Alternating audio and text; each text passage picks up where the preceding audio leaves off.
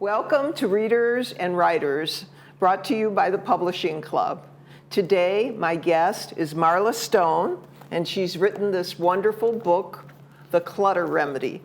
We're going to get into a lot of detail about this. Welcome, Marla. Thank you for having me, Diana. Glad to. First of all, we share something in common, which is our work as therapists, psychotherapists. Yes, former psychotherapist. You're the former therapist, yes. yeah. And I noticed in your book, I couldn't help but notice all the wonderful techniques that you have in there that to me seemed like they were from the things that I learned in school. And so I'm just going to go through a few of them Sure. for the audience as well as for our conversation here. So one of the ones that I thought I recognized, actually two, were what are called the empty chair technique and the internal family systems. Now, before you get not you, but before the audience goes, oh my goodness, what is this? Yes. Essentially, they were techniques that were developed early on in the development of psychotherapy, and they were used to help people through emotional traumas, the empty chair technique. And then the other technique, the internal family systems, looked at a person as having very many parts. Okay, so the part of you that wants to wake up in the morning and get things done versus the part of you that wants to stay in bed with the dog. So I saw those two techniques, and I'm wondering how you thought to bring them into your book. Well, realistically, as a therapist, I was using Gestalt, which you use an empty chair to talk to somebody that you didn't have resolve with, or you could talk to somebody you were angry with, or somebody that you lost, and then you can get up and then you go sit in the empty chair and talk back to your invisible self so that you can heal the process. And the part of you that goes and sits in the chair, so for instance, if you had trouble with your mother, then you would say, Mom, I was so unhappy, and then, say your piece, and then you would go and become the ideal mother, talking back to yourself, which is a very healing technique. And I did use that. And, many theories, I used, for instance, like cognitive behavioral. Which I noticed in your book in some ways, yes. Dialectical behavioral therapy. Jungian was my favorite, where you record your dreams and then you symbolize your dreams. And I do talk about that a little bit in the book. But actually, when I was a therapist and I had a contract with Camp Pendleton during Fallujah, I realized none of the modalities were really helping post-traumatic stress disorder. So one day I was in the office and I thought, when you have such bad trauma, you don't want to talk about the incident. You can't talk about the incident. You'll avoid any topic about that incident. And so I just had a flash that, the person sitting in front of me didn't have the trauma. This person, the present person, it was the past part of the person. And so I thought, why don't we visualize bringing in that past part? Wow. And then I said, how old were you when you had this trauma? And the person would say, I was, 30, and now I have a 45-year-old in my office. So we would bring the 30-year-old in, and I would say, first of all, I'd say, imagine that 30-year-old self. And when you have that clear picture of that self, we're going to bring that part in. And then we started to talk to that younger part, and then that part talked back. And so it's fairly metaphysical. So it really wasn't based on any one particular theory or anything I learned. It was really struggling for something new. Yes, and it's amazing how frequently people can discover things that are very similar, and they're on different parts of the world. I mean, DNA was discovered, I think, by two people more or less at the same time, and they weren't talking to each other. So there is a metaphysical connection that can happen where you receive information that's helpful to heal. Yes, I think it comes in threes, they say. So when something new is invented. So I'm sure there was probably either another psychiatrist or social worker somewhere, a therapist, also thinking there's we want more modalities for healing. Yes, yes. And so it wasn't just that they could talk to their younger self either. A lot of the guys in Iraq had trouble with the enemy, so to speak, or friendly fire situations, and they had a lot of shame and grief and sorrow. And so I had them talk to that person that they had offended, or in some way they've had some controversy with that person, and so they visualized that person, and then they could talk. I call it talking on the inner. Ah, yes, and it's amazing actually as I listen to you. First of all, knowing how difficult trauma is for people who have experienced it, but then also seeing that, yes, when you have a lot of stuff, when you have a lot of clutter, I mean, it can create shame. It can be, as you say in your book, caused by trauma. Exactly. And it's really important to address those underlying issues in order to get the problem fixed. Yeah, emotional clutter generally spreads out into the physical. And so I realized that if I just cleaned up people's messes, that they would reclutter if they didn't address the inner emotional aspects. Yes, absolutely. I know people like that. Yes. I've helped people like that. And it's like, why is it back to where it was? I know. Yeah. So other things in your book that were psychologically based were, for example, the use of language, how important that is. And as therapists, we know that how we say things makes a huge difference. Exactly. And you brought 4 things to light, no, 3 things. One is the use of I statements rather than you, and I'll ask you to expand on it. The other is not using absolutes like never or always. And the last one is try. Yes. And I'll just give you an example of that one, and then you could take it away with the other 2. But watch me try to pick up my cup. Right. Yes. So you either will or you won't pick up your cup. Yes. So, well, the first thing about the language. So I have a language for communicating with family. That's the Marla's assertive language that deals with I feel. So you're saying I feel, and then followed by an adjective. Because most of us now say, well, I feel like, or I feel that, you don't understand me. But we're missing the adjective, so we're actually becoming very robotic because we don't share feelings anymore. It became very faux pas to share feelings, like, you're getting too emotional or this or that. So that was one aspect of the language. That's mainly said to women, though. Well, I think it goes both ways now. I really do. I think everyone has shut down their feelings. We're afraid to feel. Wow. And so we say things like, well, I feel like, or I feel that, to say what we think. But if I ask somebody, what do you think? They'll say, well, I feel like, and so it's this back and forth. And what I teach people is you do have feelings. Feelings are like nature. They just come through. You're going to feel angst, one day. You can feel joy the next day. You can feel fury. And it's okay, because those are, you're not going to stop those things by not mentioning what they are. They're still going to come. Yes. But I like to put a word to it, an actual adjective. And then the second part of that is to validate the person. So I would say, I feel uncomfortable about going shopping today. I already have enough clothes. But you can go, you're able to go and have a good time. So, that's one aspect. The other aspect is I started to hear the word need all the time. I need new shoes. I need to go to the market. I need to pick up the kids. I need.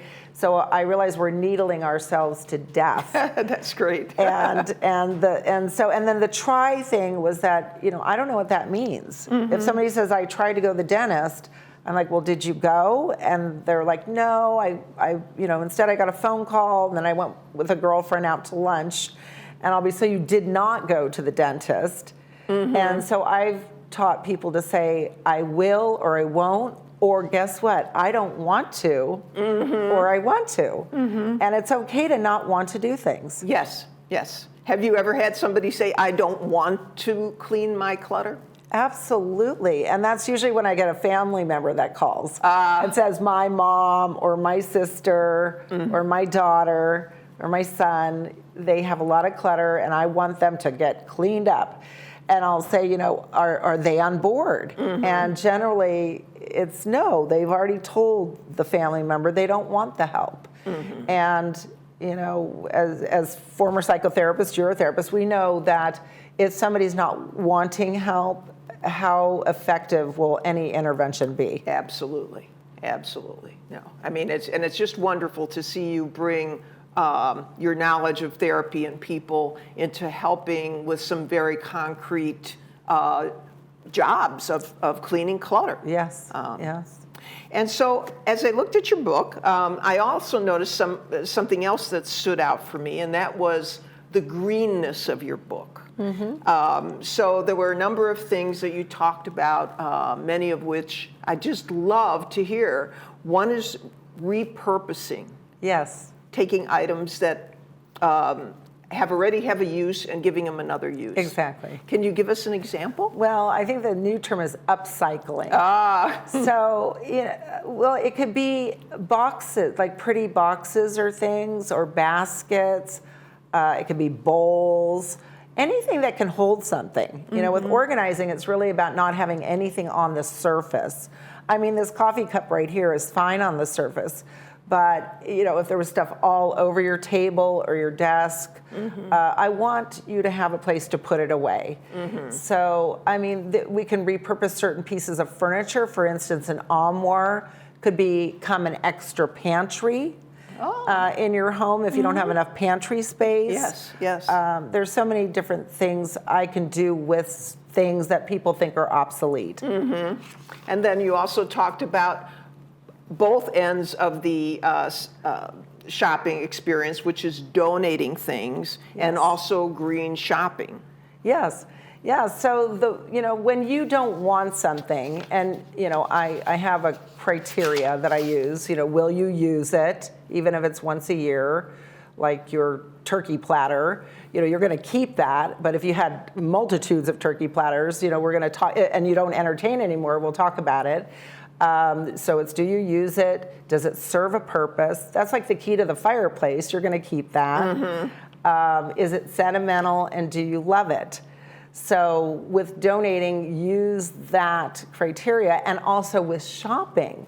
You know, when you go shopping and you're saying, you know, this is gonna make me look pretty, well, be sure to put it on first and make sure you like it at the time. But, you know, if it's not something you're ever going to wear, and, you know, you think of it only as an occasional thing, I say, you know, perhaps wait for that occasion to come up, because our body weight fluctuates, and by the time you get to, you know, spring or summer for an occasion, it may not even fit. Yeah, that's good advice, and you do address, you know, the idea of actually we spoke about it earlier about looking at an item that you imagine purchasing and imagining how good you'll feel when you're wearing it and walking into a room. And I've learned to go, Dianna, no. You have your own feelings inside of you. You don't need a dress to make those feelings for you. Exactly. Clothes or any objects don't make you feel. They're inanimate objects. You may see something and it triggers a feeling inside you, but that feeling is coming from within. It's not coming out of the object into you. Yes. You know, it's that you are having a feeling about it. And also, you know, things that are sentimental can actually be good to keep around, because if you still have grief and that thing can trigger it and help you release the grief, then why not keep it around? You know, and I'm just laughing because I'm thinking of those bell bottoms that were the size of pencils. And then when I look at them, I don't have them anymore, but yes, it would cause me grief. Yes, yes. Yes, and also to mention that the clutter remedy is recycled paper, which I just loved when I learned about it. Yeah, very wonderful. So I wanted to move on to some other tips that you gave, and these are not all of the tips, but one of the tips that really resonated for me was your piles tip. Oh, piles. Piles, yeah, please, no piles. That's so funny. Yeah. Yes. So what you know, when I go into a home, or even my own home at times, when I'm busy working, I have piles. We're natural born pilers. That's what I figured out. Yeah, that was a phrase I came up with, natural born pilers. So what I say is that's fine if you're in the midst of working, but if you have company coming over, you don't want that all out. So, you know, I just say have a basket system or a cabinet where you can take and gather those things and have a place to put them away. And, you know, also you don't want that on a regular basis in corners of your home or on your bed or furniture. Yes. You want to always, you know, not always, but hopefully by the end of the day, take those piles, put them in a basket, and then revisit them the next day. Yes, and I liked your advice about, you know, if you can't get to it by the time you by the time you go to bed, then do it first thing in the morning. Address those piles. Yes, or, you know, and in the morning, if you're feeling tired and it's not the day for you to do that, it's okay. It's okay. You know, clutter is not going to crawl up all over you and succumb you. But when you have the motivation, have a place to put these things. That's what I create for people. I see. Is the place, and you know, and for different categories of things, to always have a home for them. Yeah, that makes sense. And then, I mean, there are too many things in your book to really go over all of them. It's a great book. Thank you. But one of the other things I'd like to share is the idea of managing your office paperwork and and your objects along the lines of daily, weekly, monthly, annual, and always. I mean, there's some paperwork, like you suggested, and you have a list in here, that you should keep forever. Yes, yeah, deed to the house, birth certificates, marriage certificates, you know, things that you cannot replace, such as, you know, sentimental items, you know, things like that. And have those not in your everyday space. You know, those are things that you want to put away. They're precious. And you want them either in a safety deposit box or in a very safe place. Things that are daily, weekly, monthly belong in your inner cabinetry, your drawers, your closets. Most of us don't have that much space. Yeah, especially for the everyday, weekly, monthly activity that we do. So I came up with that, you know, keep the daily, weekly, monthly around, and take the things that are used twice a year, 3 times a year, once a year, further away from you, and by category. Yes. And season. Yes, yes. And it makes perfect sense. It makes perfect sense, and it's going to help me in terms of my office layout to make that change. And then the last thing that you mentioned, at least that we can discuss today, is focus on what you will keep. Yes. So when I went into the industry of professional organizing, most of the organizers were really focused on making people get rid of things, as if that was the solutions to staying decluttered and organized. And I realized very quickly that didn't make sense, because, you know, even when you get rid of a whole bunch of stuff, if you're out there still accumulating it, you're going to have more clutter. So I thought the best approach is to use that criteria for what you're going to keep in your life. You know, will you use it? Does it serve a purpose? Is it sentimental? Do you love it? and then you'll have the things that you want to keep. It'll make it very clear what you want to keep. Yeah, and that was ingenious. And when I twisted that with people, they really loved it. There was all that stress of, oh, I've got to get rid of things. I want to get rid of things. Just left the project. Yeah, that was just so elegant. I really love that. Well, now we're going to move on to other concepts associated with book publishing, which is the concept of promotion, of which you are a star. Well, it takes a lot to get a book published, that's for sure. So I looked at your website. I looked at actually many websites. You have more than one website. Yes. And something that a lot of people don't know is there is a circular kind of effect of self-promotion or promoting in business, so that your book promotes your business, your website promotes your book, promotes your business, and I was just amazed at how nicely done your websites were. Thank you. Yeah, and you did them yourself. I did them, yes. Wow. Well, you know, when I became a therapist, I realized most psychotherapists didn't have websites, but I wanted one because I thought that's the new thing. You want a website. So I had a guy build me a website. It cost me, like, I don't know, at the time, $1,500. And then every time I wanted to change, you know, if I moved or if I wanted something, it cost me more money. So when I went into the organizing business, I found different companies that are so easy. You just drag and drop things on to the screen, and you can build your own website very inexpensively, and then put whatever you want on. It's really like a reflection of you at that point, not somebody that's building it for you. Yes, yes. And so who did you end up using, or what? I used Weebly. Weebly. Yes, but there's also Wix, and I think between Weebly and Wix, W-I-X, and Weebly is W-E-E-B-L-Y. They're just very simple to use. That's wonderful. And they have support. Oh, that's wonderful to hear, because actually so many people here in the village, well, different clubs, are just looking for somebody to do their website. And everybody's going, no, you know, but it's too complex. No, it's not. It's really easy. And you know, at the time, from transitioning from being a psychotherapist to an organizer, I didn't even text, and my friends were already all texting, and they were on Facebook, and I was like, no, you know, I was very resistant.